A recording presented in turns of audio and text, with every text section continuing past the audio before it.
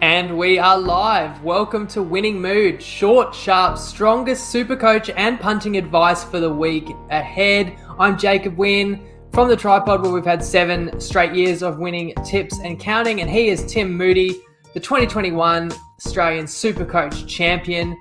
And we are live every week to share as much as we can with each other and with you guys. And hopefully you guys interact with us as well. And all in under 20 minutes. Timmy, how are you? I'm good, man. I like you added Australian SuperCoach champion to that title. The Australian part makes it sound even better. You know, it's like a I feel like I'm taking away from you, actually.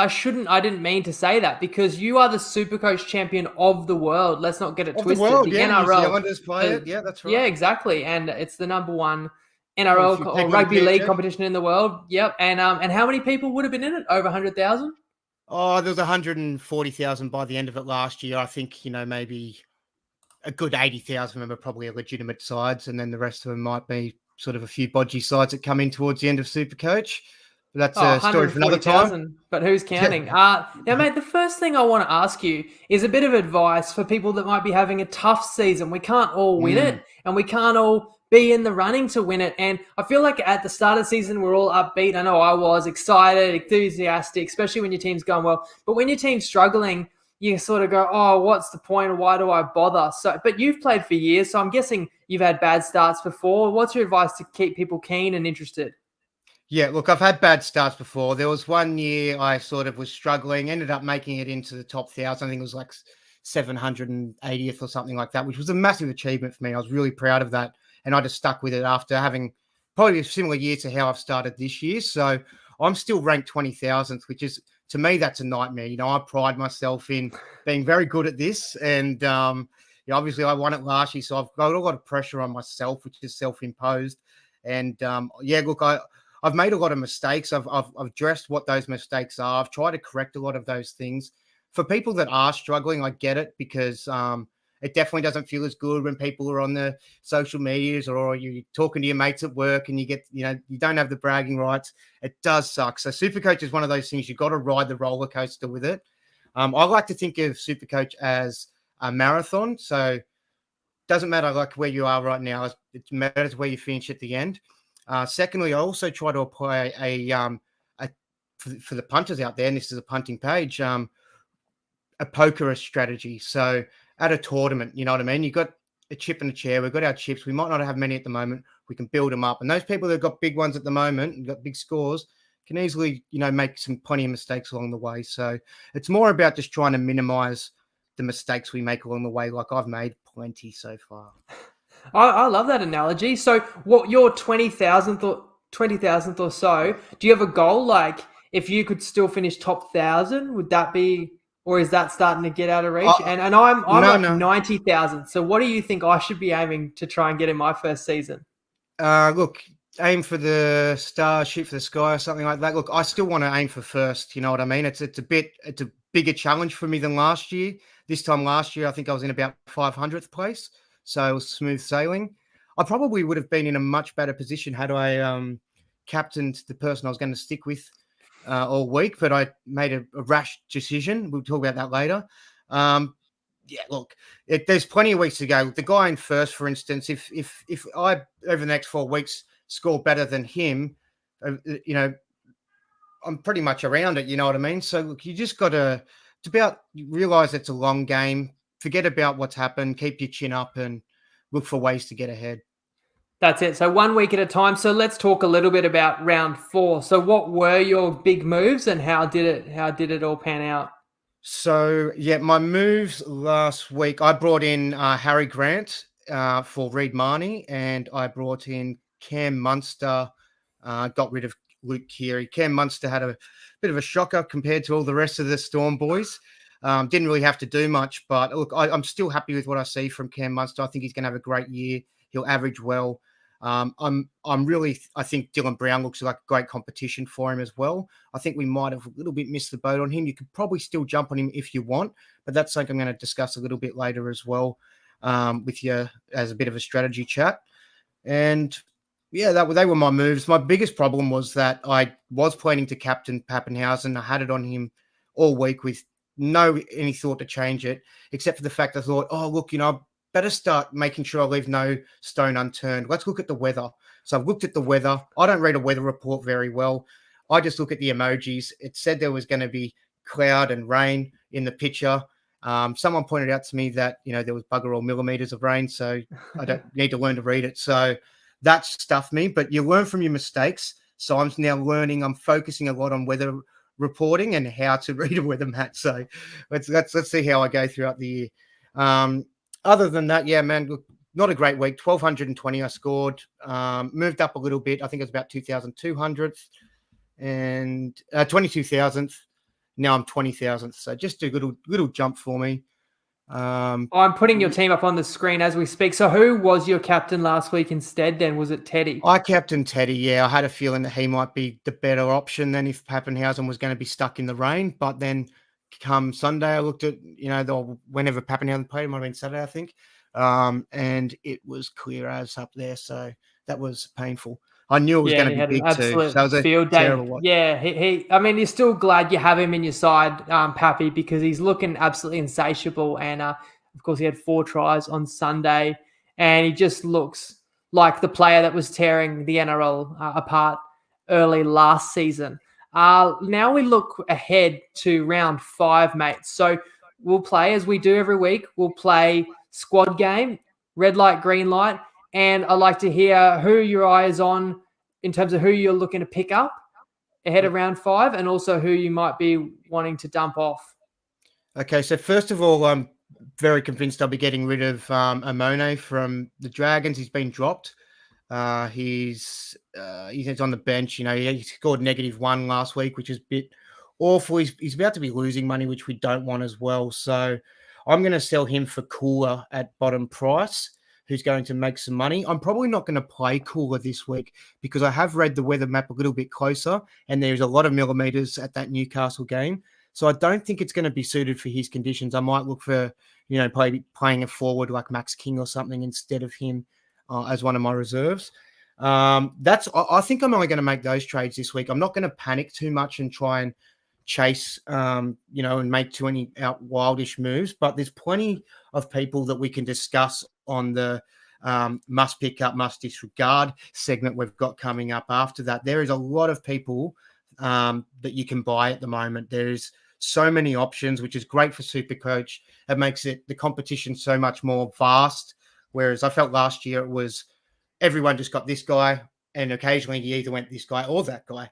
And it was either getting this guy or that guy sort of A or B decision right. Now there's like A to F decisions. So, look, I think people should be considering the following players, and I'll give you a quick little wrap on each one and why. Harry Grant, he's about to go up in price. He's BE's low, it's his 3rd game. He's the out-and-out best. I think you just need Harry Grant in your hooker. Unless you've got Cook, you can probably ride him for a little bit longer and go to Harry a bit later. Talakai, I'm kind of keen on. On the eye test, I go off eye test hard. Last week, he killed it. He was just giving everyone nightmares. No one could tackle him. It was ridiculous. So he has jumped in price. He's still going to make money. So he might be a good 2 to 3 week play, and you could sell him to someone else. So I kind of like still picking him up. Now, this is something I wanted to discuss. Munster, Cody, and Dylan Brown. You can't have them all, but I think a way for people who are moving up in the ranks that are maybe like 5,000 upwards, up to like that top number 1 rank, they need to start trying to consider getting 2 gun 5/8s in. And I think if you've got Munster, I'd probably look at going Cody over Dylan Brown just because of his run. Cody hasn't been performing, but when Cody gets this run each year that he always has killer scores. Dylan Brown's been great, and I think he'll be fairly consistent, but I think Cody's going to pip him. So if you want to get a bit of an upper edge, I'd probably take the risk versus reward and go with Cody on that one. But I don't mind having... carry on talking about 5/8s. I think Bunnies have come through a brutal stretch of opponents that would have suppressed Cody Walker's scoring. So it could be a good time to pick him up now, and the Rabbitohs might put some scores on. One guy you didn't mention then, is Jerome Luai get a look in? I think he might have a spot on my team. And my logic was get him because he'll play a bigger role at least until Cleary comes back. Yeah. But he's not in that same echelon of 5/8s. He was great to start the year last year. He sort of went unnoticed and was scoring quite well. Then after Origin, he had a massive fall in his SuperCoach scoring and involvement. I definitely wouldn't at the moment, just the way things are looking. I would definitely be considering only Munster, Cody Brown. Munster, Cody Walker, and Dylan Walker, Brown. Dylan Brown. Yeah. But look, I'm not going to be rushing to get two of those. I've still only got the one. I've only got Munster. I'm still going to let Ilias and Schneider make a little bit more money. I'm not going to be, trying to get every little last dollar out of them, but going to be a little bit more patient. Some other names I want to move on to. Taylor May, you have to get him. He's in a little bit of trouble. He's facing court in May. You may see some stuff on the news about that, but he looks like he's got the green light to play. He's going to make a lot of cash. So I'd still go him. It's worth the risk. And you called that 2 weeks ago, really, and he's scored highly the last 2 weeks. So that was definitely a good heads up. Cooler, important to pick up. He'll go up in price, bottom dollar cheapie. It is actually his third game. So he played the first game for only a 4 coming off the bench. But when he had a full game last week in centre, he scored quite well. So he still has a negative BE. So if people want to wait, they can, but they're going to pay a little bit more for him next week. I'd encourage him to go this week, get him at bottom dollar. Bo Formall's interesting. He's available now. Last week he was very popular. He was unavailable late because of COVID. People can pick him up. He's good, still making money. If you don't have Pappenhausen and you do have a turbo in your side, you need to get Pappenhausen in. He's a must-have. He's going to be the best fullback for the next, so be it, for SuperCoach until I'd say Turbo returns and comes back into form. And that's at least a month away. It could be 6 weeks. Yeah. So you need to get Pappenhausen in as a priority because it's such a key position, the fullback. I want to talk about some pod positions in the CWT. And pod is point of difference, so players that not everybody might have. Exactly, yep. So ones I'm really keen on, particularly is Tupu from the Roosters. He's probably not as poddish, but kind of poddish still. He's very reliable, has good base. When he does score a lot of tries, he can go big. Wagga Blake, very, very under the radar, 1% ownership. He looks great on the wing. He's bulked up, a lot different player on the wing, and for the Eels, I like it. He doesn't have to worry about passing the ball or not passing it. Yeah, not passing the ball. He can just do his thing. And yeah, he was giving me Rudd Ravter vibes last week, the way he was beast mode. So I really like the look of him if you want to go super pod in Wagga Blake. Also, other good options as centers is Lomax, Campbell Graham, juicy option as well. Gay guy's a little bit expensive, but you can rely on him week in, week out. So there's some people I'd consider. People I'm moving on. I've got a much smaller disregard list. I'm going to get rid of Staggs. I've decided I've been very patient with him. You can only be patient for so long. He's what's made me fall quite a fair bit behind him and a few other people I've been patient with. The likes of Cobbo also. I think I'm going to hold Cobbo. I wouldn't discourage people from selling him, but I'm not going to play him until he improves. So I'm going to probably leave him on my bench, no reserves. AFB, I'd look at selling him as well. He's sort of an extended bench. I just don't think you need to spend big dollars on AFB in the prop. I think it's pretty much Payne Haas and then cheap guys or mid-rangers. But on that note, you were just saying before we went live that Payne Haas could be in a spot of bother. And people have heard the news too, but repercussions. We don't know if he could miss time. And that would be impactful because he's one of the highest priced, forwards across Keep a close eye. It looks like he will miss either 1 or 2 games, seeing what the NRL hand down to him. It could even be this week, so pay attention to it. It's the third game, so it's the second game on the Friday night. So we get a pretty good indication early if we need to play our reserve guys instead of Payne Haas. I wouldn't sell him if he's not playing, and I wouldn't sell him if he's out for only 1 or 2 games either. Plug him and hold him. You wouldn't waste the trade getting him out and having to try getting back in at some point.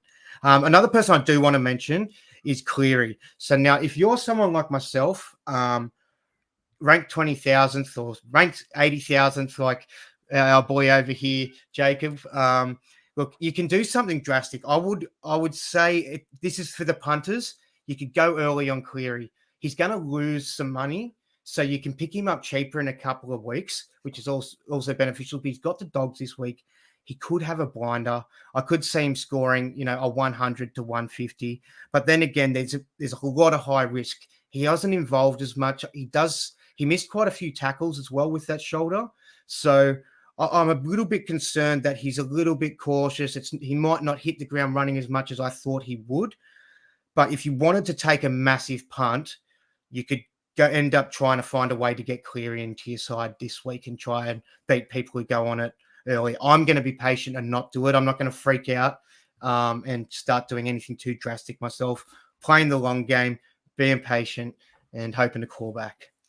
And we've hit the 5-minute warning to make sure we come in under 20 minutes. As I can see, some people are already commenting. Colin there with Mulatalo. Zane has gone Ramey. And these guys are getting in early. They already know that if you comment the last try scorer in the Sunday footy game, which is Tigers Sharks, and the minute, which is a tiebreaker, we give away a jersey a week. And that is between the comments on this video and the TryPod preview, Facebook and YouTube. Timmy, well, I've got a really quick yes-no question for you for two players. So you already mentioned Amone, so he's got to go. You punt him. I'd get rid of him. Even though he could be back in the team in a week. Could be, but he's not that interesting. And from what we've seen. The other guy, Sloan. Tyrell Sloan's kind of in the same boat. Dropped last week, reserves this week, but high upside. For his value, I'd cut him to. Just for his values, $400-something. Yeah, it hurts. Sometimes we get them wrong. I'm doing the same with Stags.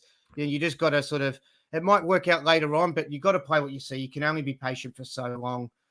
He's ruthless, but he is the king. All right, Timmy, take people through the anytime try scorers. 2 out of 3 ain't bad. Last week we had Billy Smith. He was ruled out, and that meant that we couldn't win, so the bet got voided. And in the end, Stags, speaking of him letting us down, did not score on Saturday, so it saved us a loss. So we got our cash back. So we've still got 1 win from 3. Got our money back. No dramas. And we're going to find a winner this week. Which players are going to get us there? Week. I'm surprised with the value you've been able to squeeze out of Tristan here. I wanted to play a safe one. I'm loving the look of Wagga Blake. I think he's going to, against the Titans too, I've got a feeling that the Eels will really be up for this, just especially because Gutho got the Gutho from Philip Sammy. I think Gutho is going to want some revenge out there, and I think Wagga Blake will be the recipient of that. I think he'll score a try for sure. I'm really confident.